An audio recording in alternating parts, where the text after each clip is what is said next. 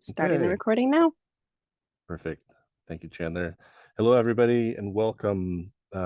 Thank you for joining us. You just heard the notification, just a reminder that we are recording this presentation, and it will be posted on both the online open house page as well as the project page at a later date, the project website. You're joining us today we're giving a presentation on the Lower Storm Creek Erosion Repair Project. Next slide. Our presenters today are myself, Lee Bonebrake. I'm the project manager for the city, and then John Featherstone is the surface water utility manager for the city as well. Okay, next slide. Our presentation outline, and I'll mention that this presentation is part of our permitting requirement, as well as presenting the project to the broader public as an introduction. So we'll begin the presentation by running through a quick background of the project and why it's needed, and how we arrived at where we are, and a brief overview of the project. We'll run through all of the permitting requirements, talk about schedule, and then open it up at the end for question and answer session. Next slide. For a quick reference point for the project location is, we're talking about Lower Storm Creek, which is just west of 17th Place Northwest, and between crosses underneath the road, and the project is between the roadway and the BNSF Railroad track there. And Lower Storm Creek ultimately dumps into the Sound. And for another juxtaposition of where the project is, it is just down the shoreline from the Richmond Beach Saltwater Park. Next page. So at this point, I'm going to turn it over to John Featherstone to run through the background and the history of the project. Excellent. Hi, thank you, Lee. I'm John Featherstone, surface water utility manager. Can't turn my camera on, but that's okay. You guys believe I'm a human, and I don't really need to have my camera on anyway. But yeah, I've been involved with this project. Worked for the city for over 10 years. Have been involved in this project for quite some time. So I have the background as the former project manager for this project.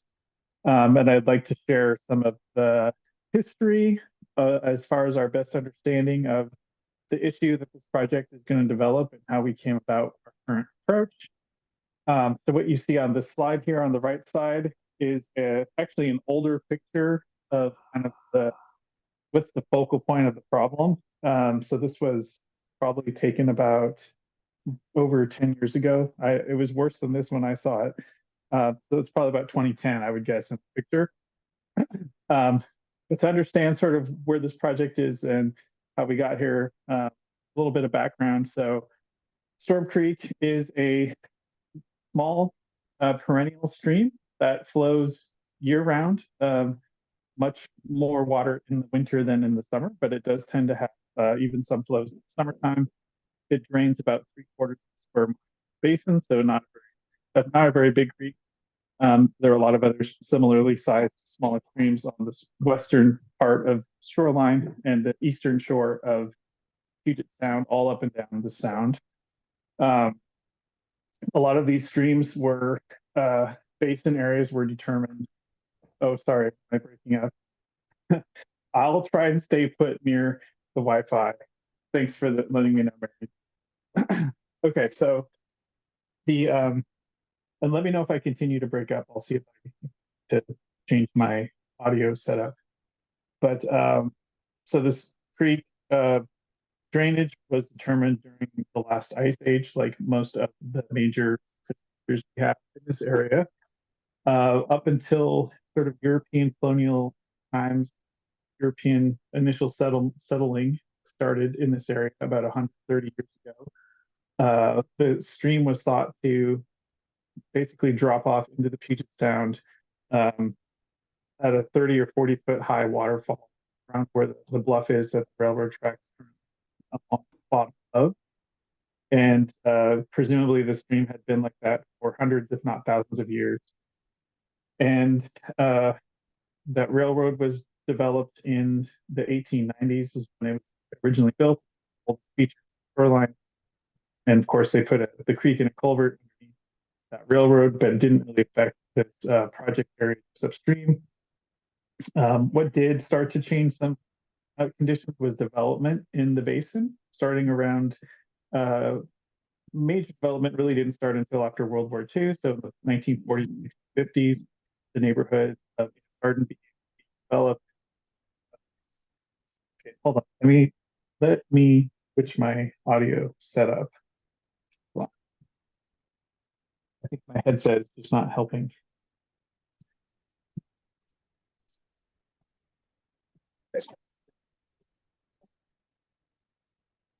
Can you all hear me? That's Any- better. Yep. That's better. Okay. I'm Yep. just on speakerphone now. So, see. Okay. How about now? Can you hear me? Yes. Okay, there we go. All right, I'm on speakerphone, so apologies if you pick up any sort of family background noise that might be happening in the house upstairs. All right, so anyway, we were just talking about the development of the upstream basin that started around post-World War II era in the 1940s, 1950s, continued through the 60s, 70s, and 80s. The first real known indications that the city has of this being an erosion issue in this part of the creek was around the 1980s. So at this point, the basin was pretty much built out like it is now. And what happens is when, those hard surfaces upstream contribute more stormwater because that stormwater runs off, goes into stormwater systems, and which tend to discharge into the creek. And so when you have a rainstorm event, the creek gets a lot bigger. This is a very common sort of thing for urban streams. And Storm Creek is no exception.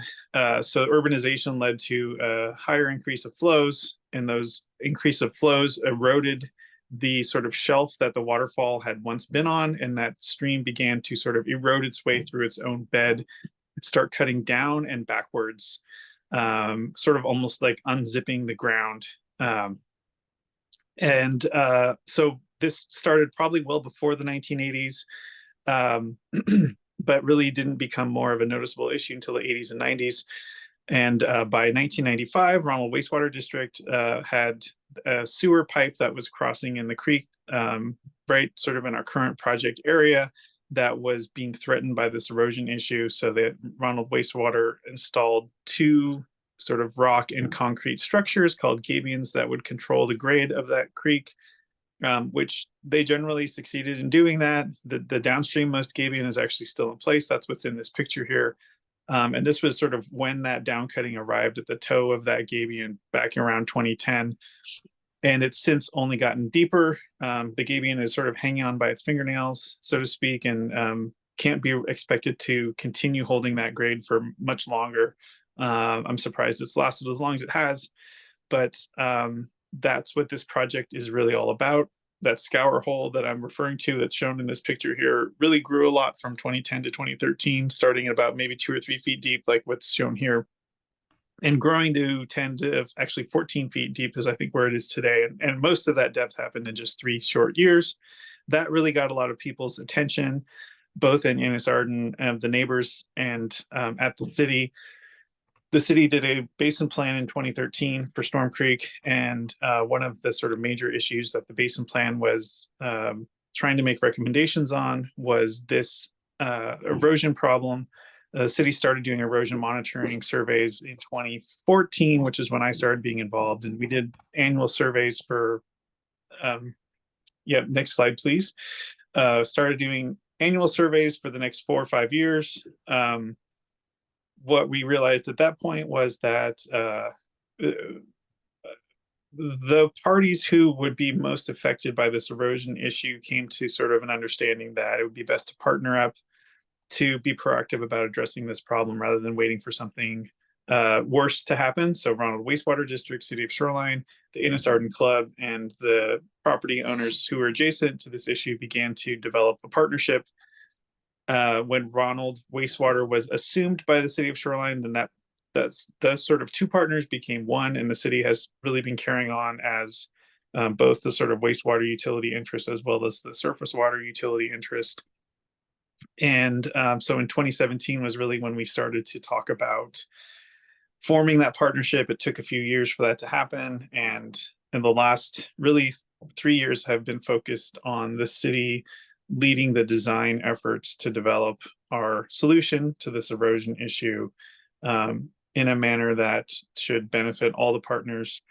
And where we're currently at in 2024 is about 60% design with permitting underway. And I think I rambled a bit more than I wanted to on that. And I don't think I missed any major steps, but that's really the project history. And you can see here in the photo on the right, I guess, just to conclude, this is a fairly recent photo. I think this was our site investigations that we did about a year ago, or maybe it was 2 years ago now, where our consultant staff went out into this erosion feature where it's really like a slot canyon. It's very deep, fairly narrow. I think it's up to like 20 to 30 feet deep in places and maybe only 6 to 8 to 10 feet wide. So this is really what we are addressing before this gets bigger and bigger and causes more problems for both private properties that are adjacent as well as the public infrastructure, particularly the city-owned public infrastructure at the upstream end of this stuff. All right, that's my spiel. I think, Lee, it's time for me to hand back off to you to tell us a bit more about where the project is at and how the solution is coming along. Yeah. Thank you, John. Next slide. I'll just quickly reiterate a lot of what John just spoke about. This graphic, it's not real high resolution graphic, but it shows kind of the timeline of the progression of how the erosion has come to where it is today. You can see over the course of decades, it's eroded quite a bit. This project is designed to try and stop that erosion and keep it from progressing any further. Next slide. Thanks, Lee. I forgot to speak to that. Sure. But yeah, that's basically the survey that the city was doing the last 7 to 10 years. Thank you. Yep. Okay, so the main goals of the project, obviously, to prevent further erosion in the channel, keep it from eroding any further, protect both public and private infrastructure adjacent to in the channel and adjacent to the stream, and then restore and stabilize the embankments as best we can with strategic native plantings upstream and adjacent to the repair as well. Okay, next slide. So we'll quickly run through the basic elements of the project. What you see highlighted here is what we are proposing to correct in the area in the slot canyon where the erosion is the worst. We're proposing to install a piped section of the stream. At the right there in the middle of the screen, you'll see a circular shape that is essentially a catch basin that will collect the open channel flow, put it into the pipe, which is the blue line that you see running from right to left. And then that big box at the bottom is an energy dissipator that will slow the water down as it comes down the hill through the pipe, and then slowly release it back out to the sound with a little bit of habitat restoration at the very bottom to help support fish and other aquatic life right before it goes under the BNSF railroad track. So the view that you're looking at here is like bird's eye view. If you imagine if you were a drone looking up right above the project, looking straight down, this is the view that we're looking at. Okay, next slide. So this is a profile view. So if you were to slice the project in half, standing at the side, looking at it sideways, this is what you would see. So you can see right there in the middle of the screen is our large catch basin that's going to collect the open water stream flows, put it into the pipe, and run it down the hill. And then at the bottom, all the way to the lower left-hand corner, you'll see our energy dissipator, which will slow the water down, keep it from crashing into the BNSF railroad and causing further erosion, where it can be released slowly under the railroad tracks and out to the sound. Part of this project will also restore the channel upstream in the segment where you see the catch basin upstream until the crossing where the stream crosses under 17th place. We will be raising the grade of that stream through that area to kind of undo some of the erosion that's occurred, and we'll be planting native plants to help try and stabilize that the slopes and also restore some habitat. Next slide. Okay, so for the permitting section, typically for projects in streams, their permitting agencies like to see you removing streams from pipes, and we're proposing to put a stream into a pipe. So the permitting requirements are have been challenging. We have a lot of permits required through the Department of Ecology. We're also currently working with the Army Corps of Engineers. Next slide. And then we have a number of city permits as well. And again, I mentioned this this outreach open house is part of that permitting requirement. It's a long and lengthy process. We're right in the middle of it, and it's a couple-year long process, not counting for all of the pre-work that it takes to get to the point where you can feel confident about the design that you're submitting to the jurisdictions before you submit it. So I will mention, so this is what we're proposing and what our preliminary design and alternatives analysis has directed us to where we landed with the design currently. We don't have, I want to reiterate, we do not have formal approvals for any of the permits yet, but we're right in the middle of the process, and we're communicating with the jurisdictions, permitting jurisdictions currently. Okay, next slide. As for schedule, the design is progressed to 60%, and that's right where we're kind of stuck until we get further along in permitting. Once we have permits in hand, design should quickly go to 90, and then final design, and then out to bid. Our current target is we're still aiming to advertise in 2025 and construct summer of 2025, but that is all dependent on us having our permits in hand by a certain date to enable that construction in a short window where we can work in stream. So that is our current target, 2025, but there is a possibility that we could be forced to push it to 2026 if we don't have permits in hand at that point. So next slide. Talk briefly about what you can expect for construction impacts. For the most part, this project is going to be on private property. You'll see there will be construction traffic going up and down 16th and 17th place. But for the most part, the impacts will be localized to the two private property parcels on either side of the stream. Typical work hours in the city are 7 a.m. to 6 p.m. Monday through Friday. So you'll see construction traffic, and there will be associated construction noise. It shouldn't be anything outside the hours of 7 a.m. to 6 p.m. And there may be times when we're moving equipment in and out of the site where there could be some temporary parking restrictions on the streets just to ensure that we have space for us to get our equipment and materials in and out of the site. Next slide. I want to talk briefly about our funding partners. So this is a partnership with private property owners adjacent to the stream. We do have some grant funding from the King County Flood Control District. And then we have we have the wastewater division and the surface water groups within the city that also providing funding for the project. Okay, next slide.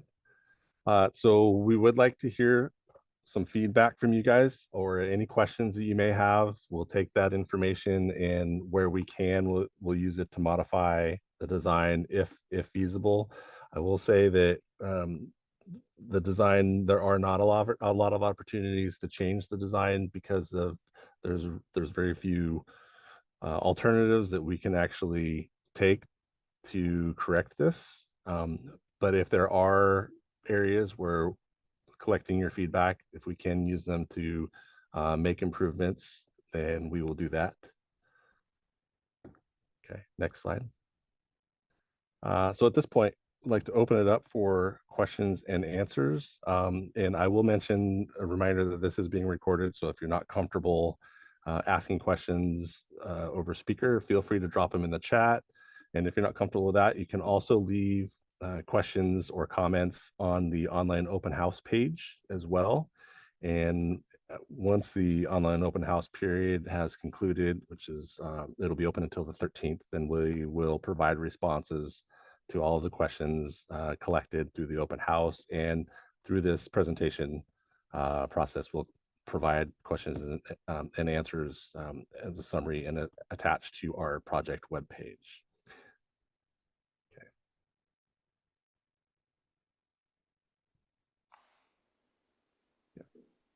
Can you hear me? Yes, yes, we can. Oh, good. This is Marian. By the way, I should mention to you that listing Mark, really, you probably know that he's no longer alive. And so, that is, it's a name that you probably want to eliminate. I mean, it's not that important. But anyway, here's my question. First of all, what is the deadline by when you have to have all the permits in order to be able to go ahead with the project next year? Sure. So the deadline allow for procurement period for materials, and we have our in-water work window is likely to begin in May. So our deadline to have permits in hand is likely to be probably no later than January of 2025. Okay. Correct. And so when you're talking about doing the work in the summer, are you talking about July, August, and how long a period are you talking about? Because I think I seem to remember from prior meetings that you talked about the project really not having to take an awful lot of time. Correct. There may be there might be some early work that's not in the stream, but for the most part, the meat of the project is going to be work that's down in impacting the stream, down in the ravine, and I forget the exact window, but I believe it's May through the end of September where you're allowed to work in stream. And so that's our window that we have. We're trying to design it so that the work can occur quickly. That is not a very long period of time to conduct that work, but it is going to be a requirement of the contract that the contractor has to get to work quickly in order to meet the in-water work window. John, do you have anything you might want to add to that? No, I do think the window might even be later starting than that. It might be June through September. That would be something the Department of Fish and Wildlife would have. But yeah, that window will be very critical for making sure that we can get the work started and finished within that time period. Yeah.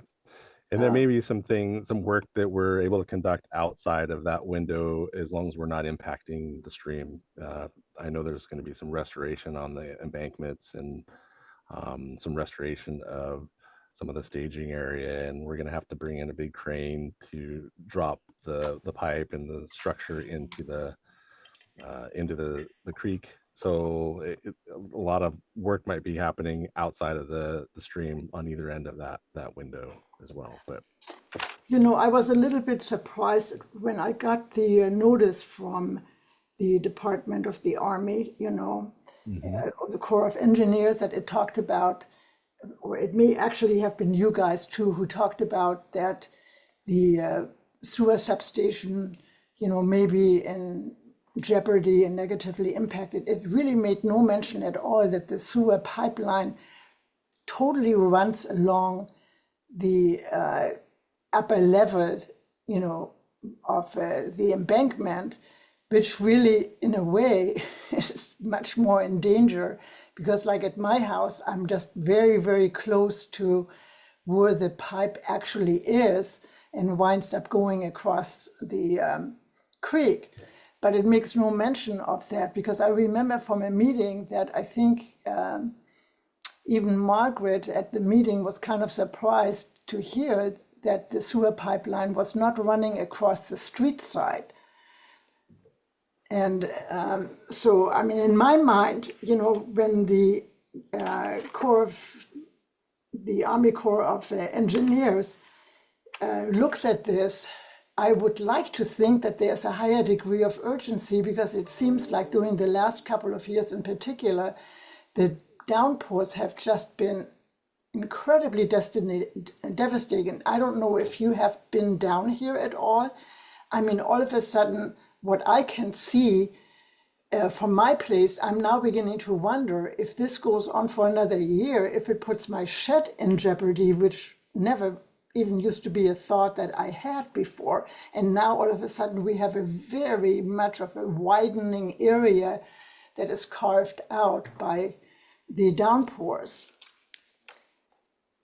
I mean, this is just sort of a comment, but all of us, I mean, my neighbors and I definitely have that ongoing concern about kids continue to party down there. In fact, a couple of days ago, there was a group of 5 of them.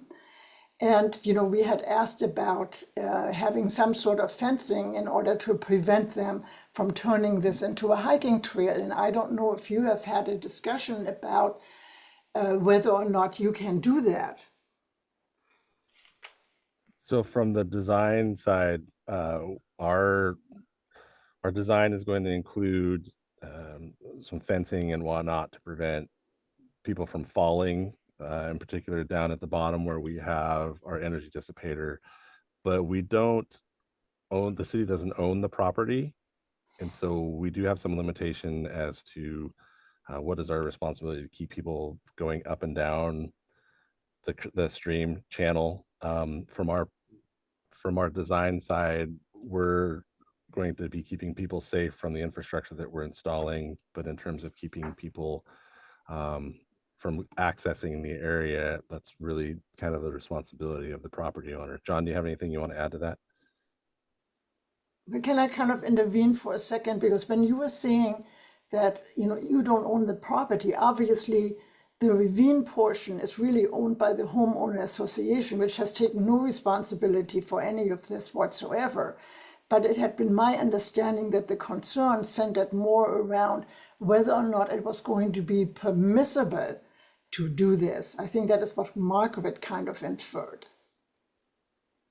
regardless of who owns the property.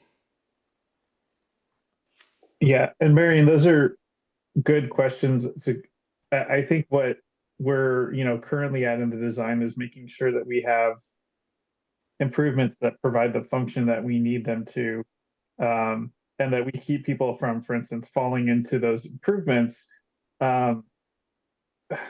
I think, you know, I'd have to look at the design to see what our opportunities might be to discourage trespassing through the design. I know we certainly about that, you know, in the past. One of the concerns would be if we put any kind of, you know, fencing across the area that we're filling to put the pipe in, that would potentially be an emergency spillway. And so what could happen is, and again, I'm not entirely sure about how this would play out, but there would be a concern that if we tried to put a fence across that whole slope, we would be potentially creating a failure if there was a, let's say, a blockage in the pipe and it needed to overflow down that spillway. We wouldn't necessarily want a fence there to be in the way of those overflows. So, you know, I think we can continue to work on this question as we advance the design, and I think the permitting, getting permitted will really help us answer some of those questions. I think you're correct that Margaret was, you know, wanting us to be able to sort of provide means to discourage trespassing while still making sure that we were in compliance with our permitting needs. But yeah, I think unfortunately it's hard to provide a definitive answer that, you know, yeah, we're definitely going to be able to put a big fence that's going to keep everybody out. There's certainly opportunities for, you know, in a certain club to come in and we could figure this out maybe after the project if there's other things I think we can certainly keep working on that as we develop the design. What things we could do to help discourage that trespassing. Yeah, because I mean, it's not just that these kids will trespass if they have a chance. It is also that they will potentially totally endanger what it is that you were doing and kill the plantings and all that kind of stuff in the process, you know, and we will wind up as neighbors having to call the police all the time to say these people are trespassing. Right. Yeah, no, thank you for you know, raising that issue and reminding us of that consideration. Yeah, it's just really, you know, in all honesty, a big issue for us because I mean, it's, you know, I mean, like the other day, I'm sitting out there, finally the sun is shining, I'm sitting in a chair and 5 kids are screaming and shouting down below, smoking pot and all this kind of stuff, you know. Yeah. But John, you're the one who seems to know most about the grant, at which point, because Lee is talking about that maybe it will spill into 2026, I mean, which to me would be almost unthinkable, but it also would mean that it will put the grant into jeopardy and you have to renegotiate that, and we have already done this once.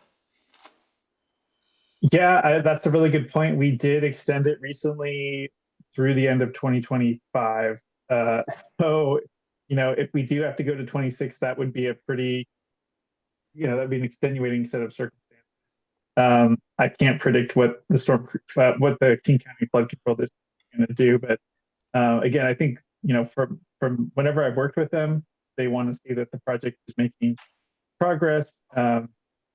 They, I don't think, are eager to pull funding from projects that are continuing to advance. So, you know, I can't promise that we would keep that funding, but I think the odds are pretty good, even if we had to put 6. And I did apply for a FEMA grant again, 3rd time. So I haven't heard back from this one yet, but that's sort of our, you know, I think if we get that money, that would be awesome. But right now we're just waiting to see if that's even a possibility. But we're continuing to look for funding just to help with the project.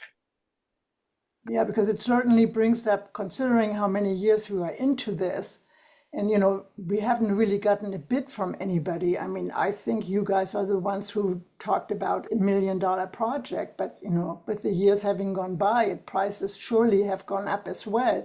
Where does it leave us? I mean, it's pretty frightening to me. Yeah, Lee, I think our cost estimates are still okay, but I think we're certainly, the costs are something that we are going to have to continue to watch. And yeah, $1 million is not a lot of money for this kind of project. So, you know, I don't think we've completely blown the budget up at this point, but it is starting to feel like we'll need to reevaluate that. Yep. Yep. Okay, I pretty much have asked my questions, I think. Thanks, Marion. Just can't wait for it to be done. I mean, I have said it a million times, but every time when we have these horrific downpours, and I hear, you know, the noise about stuff sloughing off, and all that. I mean, it is very, very scary. Yep, can understand that. Yeah. How do I even know who else is on this webinar? Is anybody else on there? Am I the only one? I think you're the only one. Oh my God. We have two other folks from the city who are helping run the meeting, Chandler and Kavya. But yeah, it's just really the 4 city folks and I think you. So anyway, I'm just really, really hoping that nothing will stand in the way to get it done next year, that my life can move on and that of my neighbors. Yes, well, we're hoping the same, and we are, you know, I know it's taken longer than what any of us wanted, but we are still making forward progress. We're not stuck, so I think that's the good news we can share. You know, the photos that you showed, I think they are probably completely obsolete. I think they were taken several years ago, And the destruction since then has been pretty significant. I mean, in one picture, it shows, for instance, a tree stump. It's totally gone or covered up, you know. And yeah, it's just pretty bad. Yeah, I know some of those pictures are from, I believe 2018 or Yeah, several years yeah, ago, several I think. years ago. Because at Gabion, I think there's just really, I mean, that one still looks like it is pretty much intact. But the reality is, I think there's really maybe 2 rocks back in there. Mhm. It's gone. Okay, I won't bug you anymore. Okay, no worries. If you do have any other questions, you feel free to email, or if you want to, or you can enter any questions into the online open house if you want them to show up on the final summary that we post to the website at the end of the open house period. I mean, you know that I had indicated some time ago, you know, when you submitted the planting schedule, you know, I Yes. had expressed some concerns because I'm not sure how you are going to address it, because I know you answered that this is like required, but you also have the homeowner association that will not allow anything to go into a view blocking mode. And some of the things that are on the schedule definitely would become view blocking. Yeah, that brings up an interesting, definitely something that's interesting, and we're trying to navigate through that, trying to balance the requirements of the permitting with the needs of the property owners and of the Innis Garden Club. Yeah. So something. But I mean, are you communicating with them? Because we have zero communication with them, none.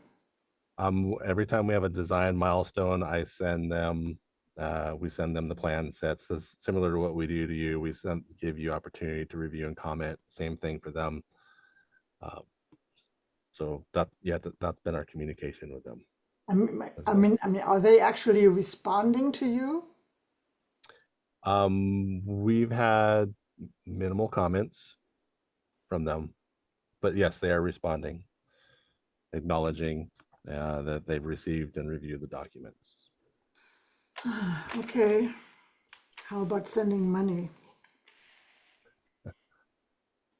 Okay, well, I thank you for your answers, and I do thank you for your communication. Whenever I write to you, you know, and you respond to me, it is very much appreciated. Yeah, no problem. And don't hesitate to reach out anymore Yeah, I whenever you have a will. question. So Okay. we do have a couple more slides. Okay, go ahead. In there. I did want to let you know that there is another project unrelated to this project that is also planned for 16th next summer.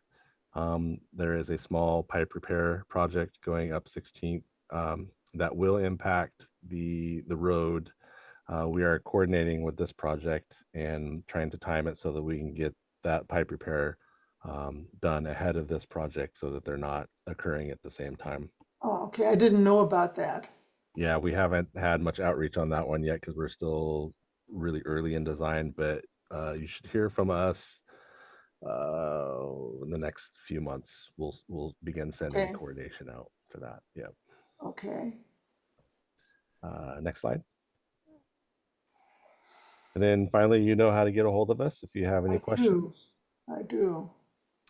And I think that's it. Yeah, and if you haven't been to the project's website, once we have our open house summary, we'll post all of that information on the open house site and the project website when this is complete. Okay. And then, of course, we'll let you know, Marianne, once we have more movement on the permits. Yeah, for sure. Okay, John, do you have anything you want to add? Nope. Just thank you, everybody. Thanks for coming. Okay. And thanks, Fabia and Chandler and Lee and Aaron. Yeah. Yeah, thank you very much for your time. I appreciate it. Yes, We're gonna thank keep you. getting this thing done. Okay, thank you. Thank you. Thanks all. Okay, bye-bye. Take care. Bye-bye. Bye.